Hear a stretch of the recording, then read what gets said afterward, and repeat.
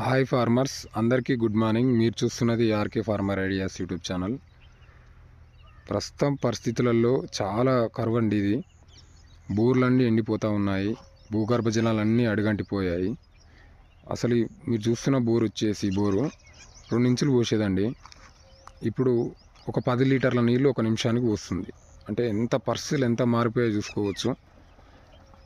ఇంకా అయిపోవడం ఈ విధంగా ఉన్నది పరిస్థితి. అయితే మెయిన్గా ఏంటంటే ఈ సంవత్సరం పత్తికి అనుకూలించిందండి వర్షపాతం. ఇది మెట్ట పంటలకు అనుకూలించింది వర్షపాతం. ఎక్కడ కుంటలు కానీ చెరువులు కానీ నిండకపోవడంతో ఈ సంవత్సరం అనేది ఈ బోర్లు పోయడం లేదు, భూగర్భ జలాలు అడుగంటిపోవడంతో వరి పంటలన్నీ ఎండిపోతూ ఉన్నాయి. ఒకప్పుడు ఈ 2 ఎకరాల వరకు ఈ మళ్ళీ ఇవి చూస్తున్నాయన్నీ మళ్ళు 2 ఎకరాల వరకు వాడిన వరి పంట వారేది బోరు ఇప్పుడు ఒక మడికి పరిమితం అయిపోయింది. మనం చూసుకోవచ్చు వర్షపాతం లేకపోవడంతో బోర్లను అడుగంటిపోవడంతో ఎలాంటి పరిస్థితి ఏర్పడిందో.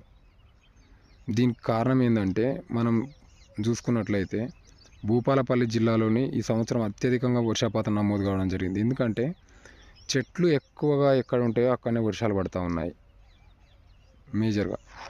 అందుకే ప్రతి ఒక్కరు చాలామంది చూస్తున్నట్లయితే ఈ రియల్ ఎస్టేట్ ఒక భూతం రావడంతో అసలు చెట్లన్నీ పీకేయడం. అంటే ఇంతకుముందుకు ఏంటంటే బీడు భూములలో రోడ్ల వెంబటి గుట్టలు బీడు భూములలో చెట్లు పెరిగేది.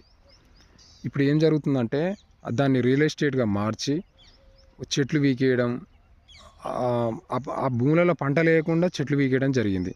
ఇంకోటి ఏంటంటే రైతులకు పంటలకు అడ్డం వస్తున్నాయని చెట్లు పీకేయడంతో అసలు మనం చేసిన పాపాలే మనకు శాపాలుగా మారుతూ ఉన్నాయి. మనం చేసిన పాపాలే మనకు శాపాలుగా మారుతూ ఉన్నాయి. కాబట్టి ఇప్పటికైనా ముందు భవిష్యత్ తరాలను మనం దృష్టిలో ఉంచుకొని చెట్లను నాటుకోవాలి. ఇంకోటి ఏంటంటే మనం పోయిన వర్షాలని తిరిగి వాపసు వచ్చే విధంగా మనం ఇప్పటి నుంచే జాగ్రత్త పడాలి. దీనికి గవర్నమెంట్ కూడా జాగ్రత్త వహించి ముందు ఇలాంటి పరిస్థితులు ఏర్పడకుండా జాగ్రత్తలు తీసుకోవాలి. కొద్ది వరకు హరితహారం అనే ప్రోగ్రాం సక్సెస్ అయిందని చెప్పుకోవచ్చు. ఎందుకంటే హరితహారంలో భాగంగా మనము అది అక్కడ నుంచి పోయే రోడ్డు అనేది ఏంటంటే చినకాపర్తి రోడ్డు. దాన్ని వెంబడి మర్రి చెట్లు కానీ వేప చెట్లు కానీ ఇతరత్ర చాలా రకాల మొక్కలు నాటడం జరిగింది. ఆ మొక్కలు చాలా ఏపుగా పెరిగినాయి. కొంతవరకు హరితహారం కొంతవరకు సక్సెస్ అయిందండి.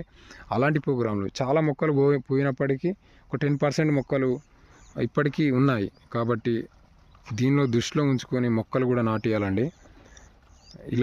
అలాంటి ప్రోగ్రాంలు చేస్తే తప్ప మళ్ళీ పరిస్థితులు ఇంకా ముందు చాలా ఘోరంగా ఉండే పరిస్థితులు ఏర్పడవచ్చు.